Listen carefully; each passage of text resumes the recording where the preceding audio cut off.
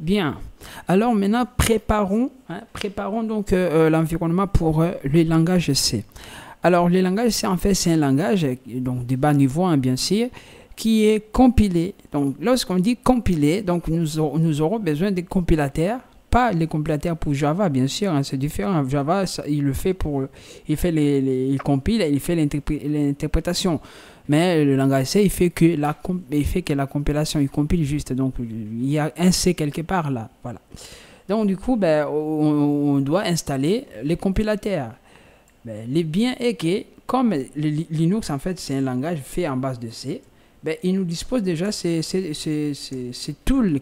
Voilà. Ces tools déjà. Donc, nous avons ça. Ces outils sont présents. Si je fais C, bien sûr, je ne peux pas faire C et vouloir chercher la version. Hein, et vouloir chercher la version. Non. Si je fais C, hein, C, donc c'est GCC, c'est lui-là, donc c'est compilateur, je fais entrer. Ben, pour moi, lorsque ça me donne déjà ces messages-là, pour moi, j'ai déduit qu'il a reconnu qu'il existe déjà. Hein, là, moi, je cherche la façon idéale de l'écrire. Et voilà, bon, pas tout à fait. Hein. Ah, voilà, j'arrive toujours à l'obtenir à 4. Là, regardez, il me dit, écoute, GCC, ben, il fait déjà partie, en fait, de Ubuntu. Comme Mint, c'est aussi un petit frère de Ubuntu. Donc, du coup, il a aussi GCC en lui. Donc, du coup, there is a free software. Si, voilà, vous savez, donc voilà, il y a tout ça. Donc, c'est déjà pas mal. Donc, GCC. Alors, on va essayer pour les C++, hein, parce que C++, c'est impossible. Donc, il ne peut pas être là.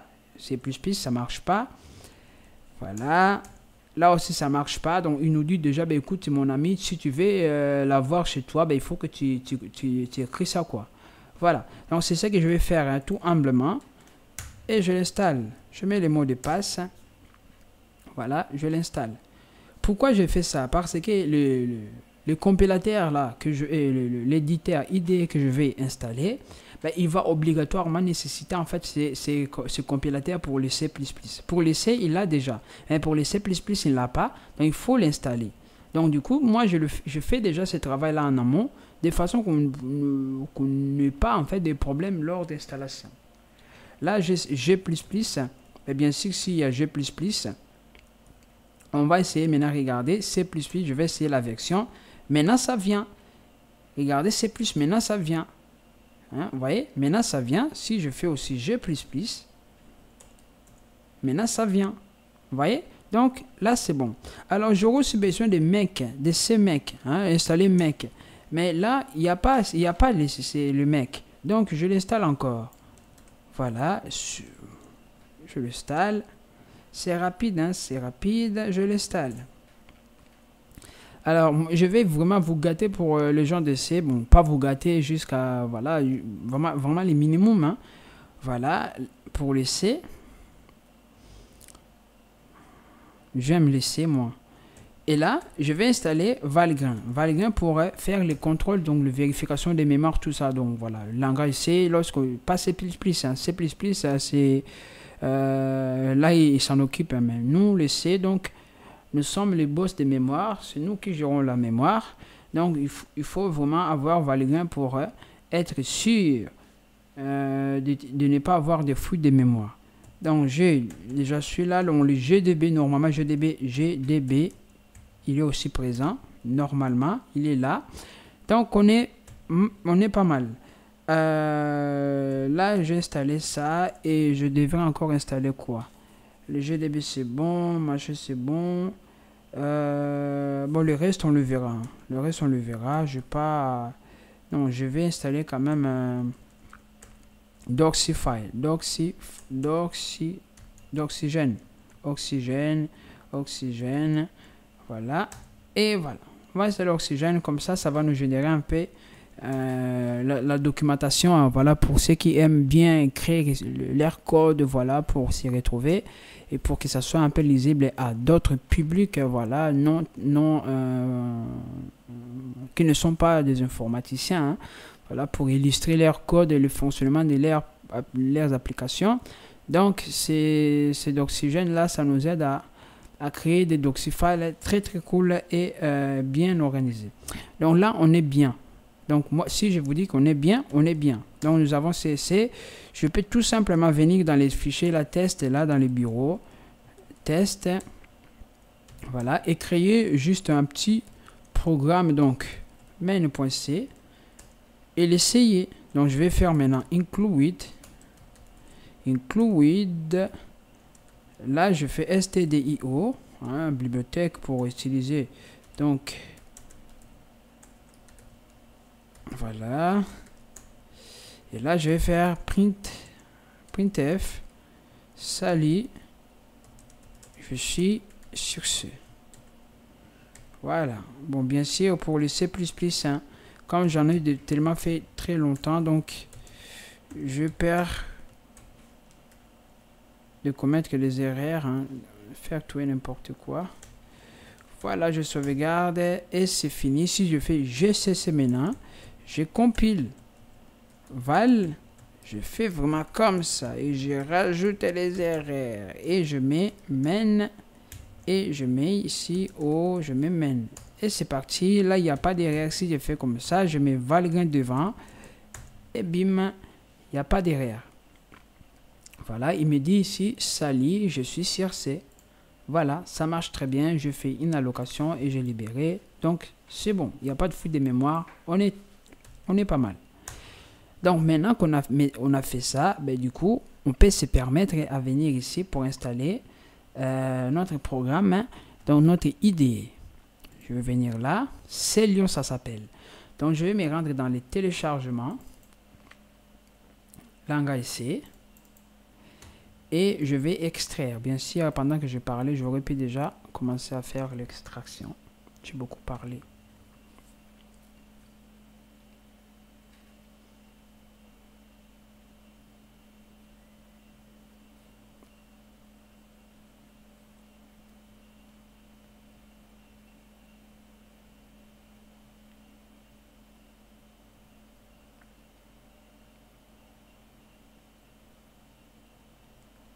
Bien, donc celui-là, poubelle. Là, bien comme d'habitude, hein, je vais changer le nom. Et là, je vais faire juste C majuscule et je vais le renvoyer ici. Je l'envoie ici, j'entre à l'intérieur là, je dois installer celion.sh. Ouais, comme on avait fait l'autre fois. Donc, je vais le faire avec les commandes. Donc, je vais cd, celion, bin. Je suis là à l'intérieur et j'exécute celion. Tout simplement.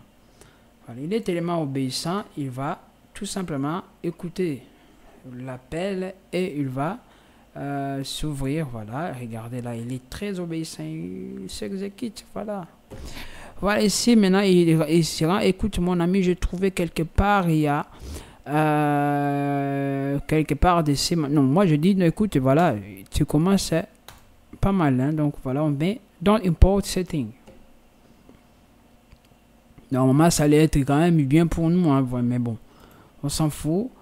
Là, qu'est-ce que vous voyez maintenant? Regardez, avec le travail qu'on vient de faire là, qu'est-ce qu'il vous voyez ici? Il dit déjà CMake bundle, il reconnaît. Donc, version 3.14.5. Le mec, il a déjà mec qui est déjà reconnu. Les C, ben bien sûr, les C, ça existe déjà. Et le C++, on vient de l'installer, il est là. Le bundle GDB, il est là aussi. Donc, on est bien. Regardez GDB là. Donc, on est bien. Donc, du coup, on peut continuer. Ouais, on fait déjà ces travaux en amont. Comme ça, lorsqu'on arrive ici, ben, on n'a qu'à faire le next. Bien sûr, le IDV, mais voilà, il faut m'oublier. Je ne vais pas l'installer.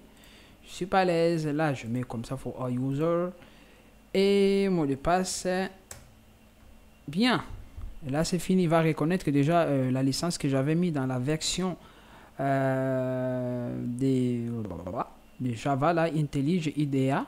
Donc, du coup, il reconnaît la licence et c'est bon. Là, j'ai Celion. Bravo. Donc, du coup, ben, pour les Celion, je vais venir ici. Lui, si je viens ici, voilà. Là, c'est pour les C++ et pour le C. Donc, c'est à nous de choisir. Moi, par exemple, je veux faire les C. il met même la version standard et je vais la version 90, 99 et 11. Bon, je laisse la version standard qui est là. Et ici, je change juste le nom. Je fais, voilà, test, entrée. Et je fais create. Donc, du coup, là, il va, voilà, préparer. Vous savez, les programmes de JetBrains, en fait, ils préparent vraiment l'environnement. Voilà, les workspace et tout ça, les Git. Il met vraiment les choses en place pour faciliter donc que l'utilisateur puisse se retrouver devant un environnement tranquille et bien organisé. Là, il nous met déjà quelques Hello World. Hein. Donc, c'est à nous de venir ici et de compiler. Moi, je vais venir ici, to run. Bim. Alors, on va voir. Et minutes. Donc, pour le C, on voit quand même que c'est un peu rapide. Je vais venir ici le message pour voir combien de temps il a fait. Est-ce que vous voulez bien me montrer les temps? Voilà, c'est quand même pas mal. Voilà. Là, il me montre même comment il a exécuté. Hein, voilà, ses commandes à lui. Pour le terminal, il n'y a rien. Teamship, il n'y a rien. Run, il est exécuté. Bon, il n'affiche pas le temps. Mais pour le... Donc, il est là. Build finish, donc 1 seconde et 14 microsecondes. Donc, voilà. Hein, on le voit ici. Hein, for educational use only. Hein, ça, c'est moi, en fait. Voilà. Donc, copy is licensed. Ça, c'est pour moi, en tout cas. Bien. Ok. Donc, ça, on le voit. Ça marche et c'est cool. Bon, bien sûr, moi, je ne vais pas utiliser Celium pour faire mes projets. Ça m'étonnerait. Voilà. Je ne vais pas utiliser ça. Moi, ce que je vais utiliser, je vais venir ici maintenant. Je retourne dans les téléchargements. Là, pour le C, on dit que ben, c'est cool, je le fasse. Mais comme moi, je ne vais pas utiliser, je l'ai, ce programme-là, mais je ne vais pas l'utiliser. Voilà, juste au cas où. Voilà. Là, moi, je vais installer Visual Studio Code. Alors, Visual Studio Code, c'est le merveille. Hein. Voilà, là, je vous rassure que c'est le merveille. Bien sûr, il y a aussi les blocs code, les codes blocs. Hein. Je pense que je l'ai mis juste là, à côté, quelque part. Là, je ne sais plus même si je mets... Ah oui, je me suis trompé hein, dans le site, c'est codeblock.org. Voilà. Si vous allez dans les downloads, normalement, dans les ressources ici, voilà, il y a pour presque tous les systèmes. Voilà, les Linux, machin, il y en a plein. Alors, je vais déjà installer donc mon Visual Studio Code. Et j'attends.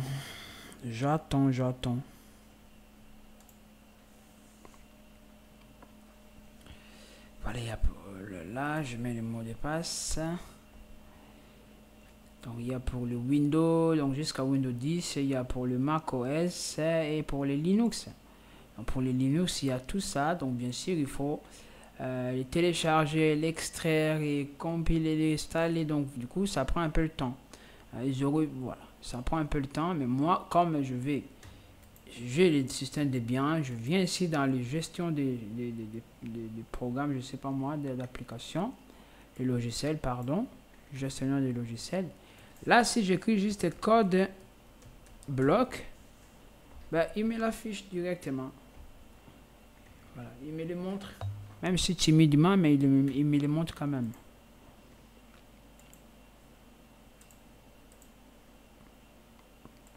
Voilà. Il y a même Sublime Test. Voilà, que je profite aussi à l'installer. Voilà. Code bloc.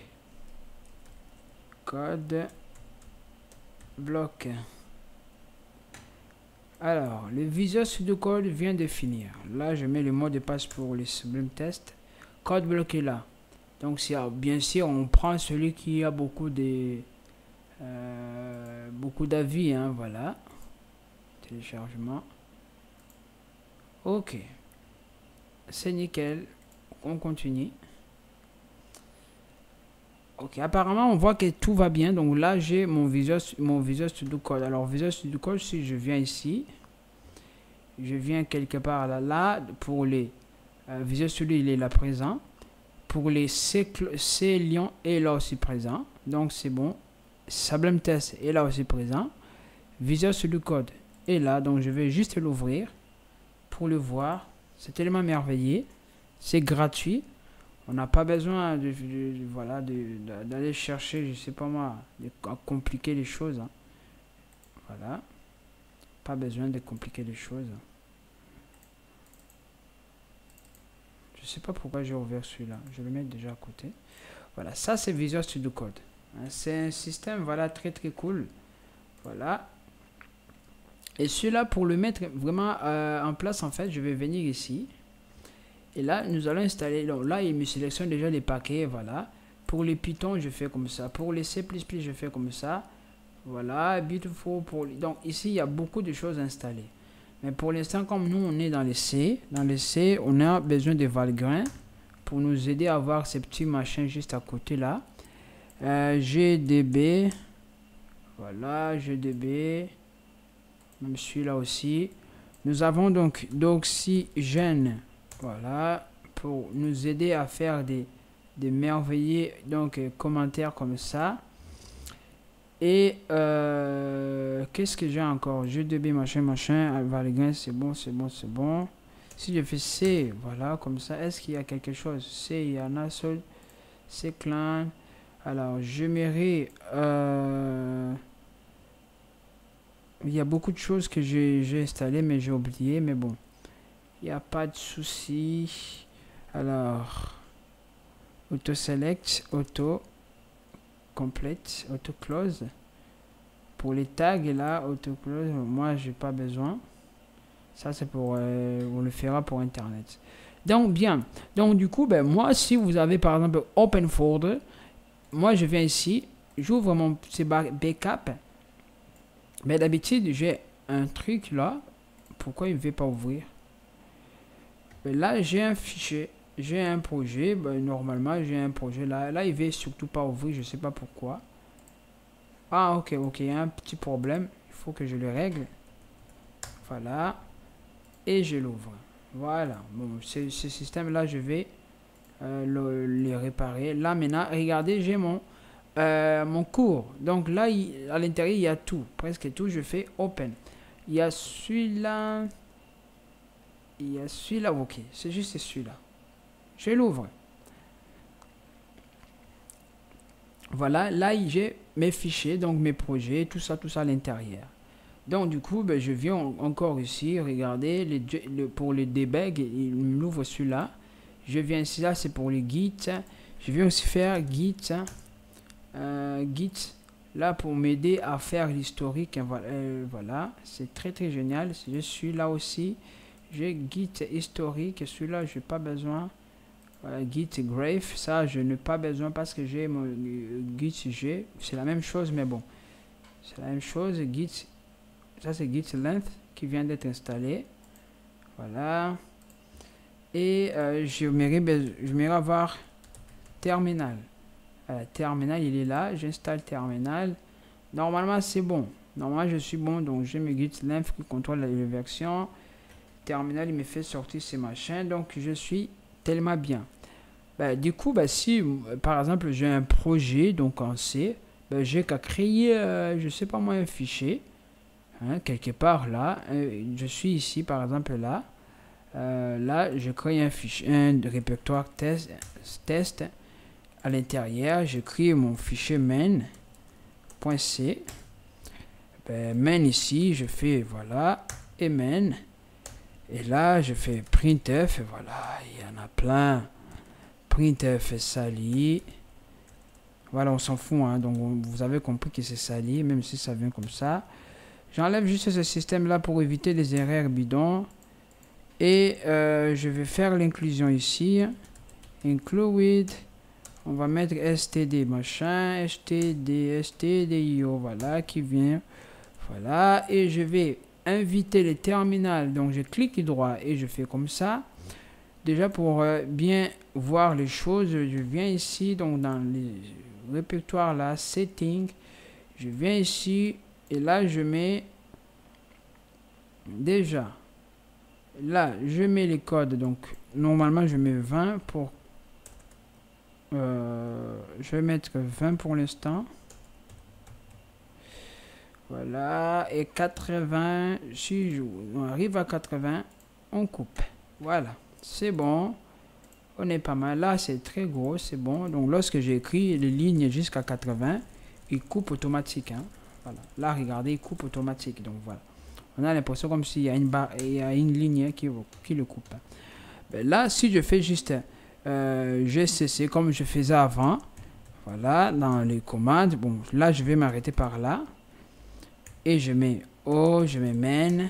Là, ça exécute. Et j'ai tout ça. Donc, j'ai mon éditeur, mon ID et mon éditeur des tests.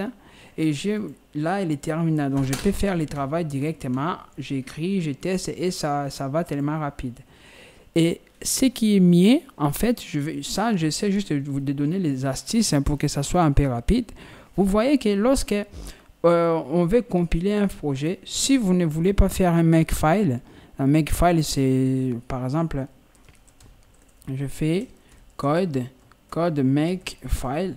Donc makefile, ça aide justement voilà, à écrire un peu le code rapide. Il vérifie les fichiers. Donc il est comme un Git en fait. Il vérifie les fichiers qui viennent d'être actualisés, tout ça. Donc voilà. Et il vous crée le code juste en faisant make. Lui, il fait tout. Voilà. Si vous ne voulez pas faire des makes comme ça et que vous voyez que c'est compliqué, vous voulez juste faire des tests de quelques fichiers, ben, ce que vous pouvez aussi faire, ben, c'est de créer un alias. Mon alias, regardez comment je fais. Mon alias, c'est CPL. Donc, compile. Voilà. Je compile comme ça. Là, je mets le nom de mon code source. De mon code source. Et là, je mets le nom maintenant de mon exécutable. Si je fais entrer, là, il va les compiler en exécutant les codes que j'avais fait là. Et après, il me crée juste un petit exécutable. Vous voyez? C'est comme ça. Donc, du coup, pour le faire, ben, je vais vous demander, donc, soyez ici, donc, CD, vous retournez et faites code. Et là, point bash, comme ça, RC, voilà. Là, il va vous lancer ces codes-là. Ben, tout en bas ici, regardez, tout en bas ici. Donc, moi, ça, c'est plage des alias modifié. Voilà. Tout en bas ici, je vais faire CPL. CPL, pour moi, c'est une fonction. Voilà, c'est une fonction qui prend un paramètre. Vous pouvez commenter ici hein, si vous voulez. Vous pouvez dire que c'est donc une fonction. Là, vous pouvez faire commentaire. Voilà, fait comme ça. Donc, c'est fonction. Et là, param. Donc, S1, S2. S1, c'est quoi? C'est code source. Et là c'est exec. Voilà. Donc, du coup, qu'est-ce que cette commande va faire? On va faire juste GCC. Là, il va faire val. Il va faire vextra. Il va faire verror. Et là, il va mettre $1. C'est le nom des machins. S'il n'existe pas, il va renvoyer l'erreur. Et il va faire comme ça. Il va mettre $2. Bien sûr, hein, bien sûr. Pour ceux qui dominent bien Bash, vous pouvez même vérifier l'existence de ces codes-là et renvoyer les erreurs personnalisées. Hein, vous pouvez dire que si... Donc, déjà, si je fais écho comme ça, $, hein, si je fais comme ça, je vais faire comme ça, je quitte, j'exécute. Regardez si je fais CPL, j'écris rien. Regardez, il me dit ben, CPL, donc il me dit je sais machin. Et là, c'est la première ligne, il écrit rien. Regardez, je vais faire Toto, entrée, il m'affiche Toto. Je vais faire Toto, Tati. Il m'écrit Toto, Tati. Vous voyez?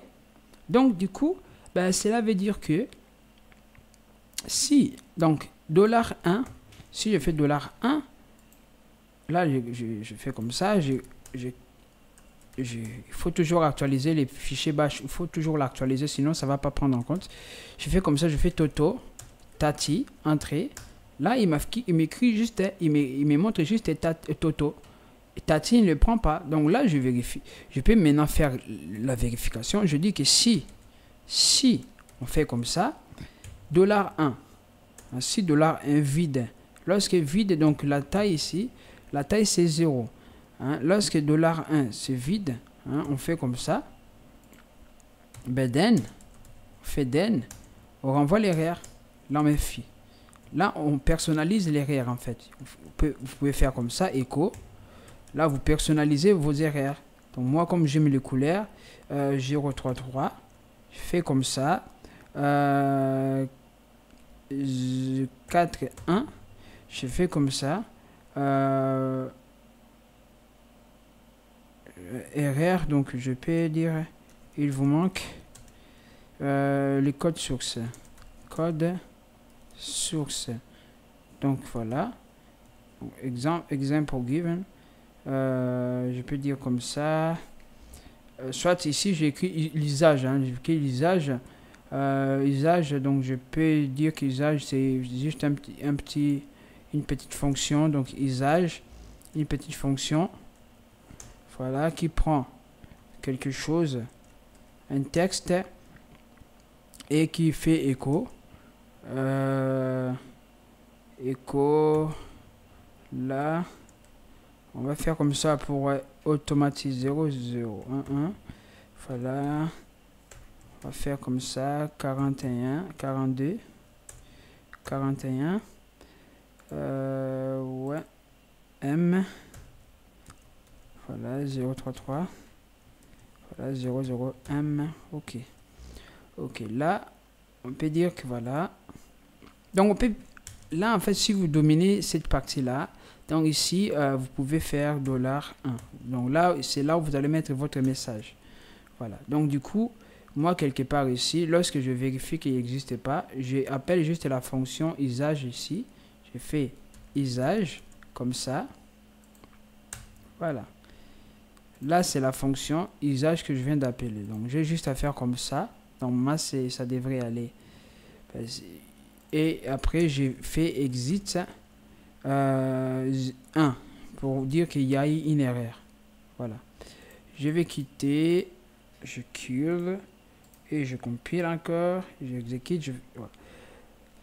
Là, il me dit qu'il y a une erreur quelque part. Regardez bien, il y a une erreur quelque part. D'une fille, je sais. Il dit quoi? Dans les bash qu'il exécute, en fait, c'est le fichier bash.rs. Il découvre qu'il y a une erreur. Alors, quelle est l'erreur qu'il découvre? Ben, il me dit, écoute mon ami, dans la ligne 132, regardez, ligne 132, usage, voilà, il y a quelque chose qui ne va pas. Alors, quelle chose? Il dit que erreur de syntaxe près des parenthèses. Donc, je pense que c'est ces parenthèses-là. Voilà, c'est cet endroit-là. Voilà. Donc, on peut faire ça, usage, là, je le fais comme ça, voilà, je le conserve comme ça, parce que lui, il le considère comme c'est beaucoup de texte, hein. On l'englobe comme ça, exemple given, je fais comme ça, et là je fais main.c, et là mon app, voilà, je fais comme ça, et bien sûr je suis toujours obligé de recompiler. Là il n'y a plus l'erreur, je fais maintenant cpl, juste cpl, je fais entrer. Qu'est-ce que vous voyez? Là il me dit, là il a vérifié que c'est nul. Est-ce que c'est nul? Oui. Est-ce que c'est nul? Là, on va essayer de faire les tests. On va faire test. Je fais comme ça. On va le faire ici. Hein, des fois, ça casse la tête. Ça. Là, regardez. Si c'est bon, je vais faire echo true. Voilà, on va faire comme ça. Et regardez, je vérifie Z. Là, je mets rien. Entrée, trop d'arguments. Z test, trop d'arguments. Trop d'arguments, c'est dans quel endroit? Test, test, Z. Bash, des fois ça fuit quoi. Voilà, il n'y a plus. On va faire comme ça. Faire comme ça. Salut. Il y a toujours test, trop d'arguments, test, trop d'arguments. Test, j'ai pas besoin de faire ça. J'ai même pas besoin de faire ça comme ça. Ok, c'est bon. Hein? Donc j'avais pas besoin d'écrire ça. Là, je vais faire comme ça. Là, trop d'arguments. Oh là là, j'ai pas besoin de texte. Voilà. Là, normalement, il n'a pas affiché true. Il n'a pas affiché true, donc du coup, ben, il y a quand même une erreur. Parce que Sally n'est pas vide. Mais Sally n'est pas vide. Mais si Sally était vide, regardez comme ça, là, il m'affiche true. Ouais, il m'affiche true. Donc du coup, ici, moi, j'avais mis N. J'avais mis N. Normalement, c'était Z ici. Voilà, normalement, ça devait être ici Z. Comme ça, je sais pas pourquoi j'ai mis M. Voilà. Donc, je quitte encore. Je compile. Je sais CPL. Comme ça, regardez. Oh là là. Voilà, regardez, il a renvoyé. Voilà. Je vais le faire ici dans les terminales. C'est un peu bizarre. Ouais, je pense que vous avez compris. CPL. Rien comme ça. Bah, il fait exit 1. Donc, il ferme vraiment, il quitte le programme. Donc, du coup, bah, on va faire comme ça. C'est un peu bizarre. Ça, c'est vraiment en C. Voilà. Normalement, je voulais, lorsqu'il fait comme ça, il nous renvoie, là, il renvoie l'erreur 1 et il bloque, en fait. Il quitte, en fait. Hein. Voilà. Là, on va faire retourne pour ne pas qu'on fasse exit. Hein. On va faire retourne. C'est un peu bizarre, mais on va faire retourne 1. Comme ça. Voilà, on va faire retourne 1. C'est bizarre, mais bon, on n'a pas le choix. C'est bizarre. Terminal CPL. Voilà, je fais CPL. Entrée. Oh là là, je clique tout et n'importe quoi. Ok, je vais faire CPL. Le terminal, en fait, ça devient très lourd. Je vais faire terminal. Voilà, je vais faire CPL comme ça. Et voilà, vous voyez, là il dit, voilà, il vous manque le code source. Voilà, bon, ça c'est l'erreur. Mais regardez, nous avons quand même ici, quoi, un message un peu bien, vous voyez, bien organisé. Voilà, donc on peut organiser des choses pareilles. Voilà, là il fait déjà, vous avez machin. Et si il fait déjà ça, et là aussi, ben là SD. SD, bon là, s'il fait comme ça, pour le SD, si SD aussi vide, il dit que là, il va dire que le nom, là, on va mettre 40, ouais, là, usage erreur, là, usage warning,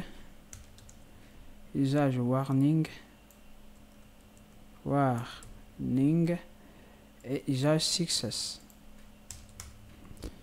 Là, success.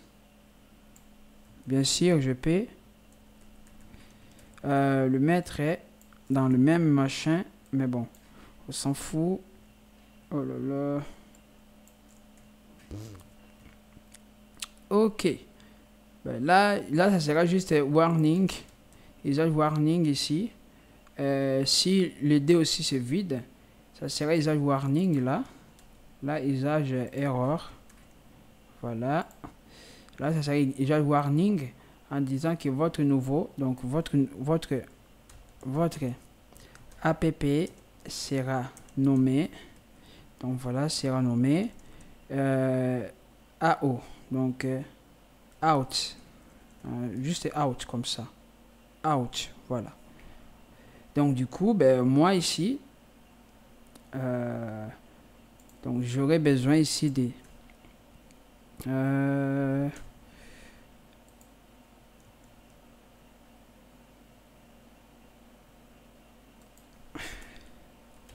si else, voilà, comme ça sera, voilà. Là il retourne pas, voilà, là c'est app, je vais donner ça le nom de out, comme ça. Sinon, ben là ça sera app égale à quoi? Égale à $1, hein, voilà. Je le mets comme ça pour que ça soit un peu, voilà. Mais comme ça, et là, ça veut dire que lorsqu'on passe, nous avons déjà, voilà, notre... Donc, c'est juste lorsqu'il s'agit de sources, on coupe. Sinon, ben, on fait tout. Alors, maintenant, je vais encore... Là, on voit que c'est vraiment... Vous voyez, le terminal des machins, là, ça devient fou, en fait. Hein. Voilà, je vais lancer notre terminal, ça fait beaucoup de terminal. Là, regardez, si je fais CPL maintenant, si j'ai rien, il me renvoie ce message-là. Mais si j'ai quand même le nom, j'ai mis le nom des machins. Bon, j'ai encore commis une erreur. Là, regardez, là, je dois compiler app. Ça sera mon nom. Mais lui, là, il reste vraiment celui-là. Ok, j'en ai déjà beaucoup. Ça, je vais faire exit. J'enlève celui-là. Celui-là encore, j'enlève. Voilà, j'enlève. Ça fait beaucoup pour cette vidéo-là. Ça fait beaucoup. Il est quelle heure? Voilà, 35 minutes. Donc, je vais bientôt finir. Je dis bientôt finir. C'est juste, je voulais que vous ayez déjà un truc un peu très bien fait. Donc là, si j'ai rien, j'ai ce message-là. Donc, je vais me rendre au bureau. Au bureau, en fait, pour entrer CD. Là, il y a un fichier. Voilà, je vais faire remove main. Voilà, je vais faire CPL. Maintenant, si j'écris rien, il me renvoie l'erreur. Voilà, il me renvoie l'erreur. Mais si j'écris maintenant CPL, je mets le main. Voilà, je mets main comme ça, sans les noms des app. Je fais entrer. Ben, il les compile. Regardez, il renvoie le message. Votre app sera nommé out. Donc, du coup, si je fais ls, qu'est-ce que vous voyez? J'ai quelque chose au nom de out. Donc, si je fais ./out comme ça, voilà, il compile. Ouais, là, on compile intelligemment. Donc, on voit que, voilà. Donc, je ne vais pas faire beaucoup de commentaires. Mais maintenant, vous avez déjà votre programme donc, qui compile bien là en utilisant donc les codes blocs. Je pense que pour le langage C, donc là, vous avez vu, hein, donc on peut faire beaucoup de choses. Voilà, si vous sentez voilà, très bien à l'aise avec ça, donc amusez-vous. Donc, voilà. Donc là, moi, je m'amuse. Hein, donc, comme vous pouvez voir, je peux créer des choses merveilleuses avec des bâches en combinant avec d'autres langages. Donc, pour vous dire que je suis tellement désolé de vous avoir pris beaucoup d'heures, hein, beaucoup de minutes. Hein, c'était juste un petit tuto, voilà, de quelques minutes, mais bon, je me suis éclaté tout simplement pour vous enseigner, pour vous montrer en fait d'autres choses si vous ne le savez pas. Donc voilà, maintenant que vous le savez, donc c'est à vous voilà, de nous créer de nouvelles applications qui vont justement faire avancer le monde et à plus.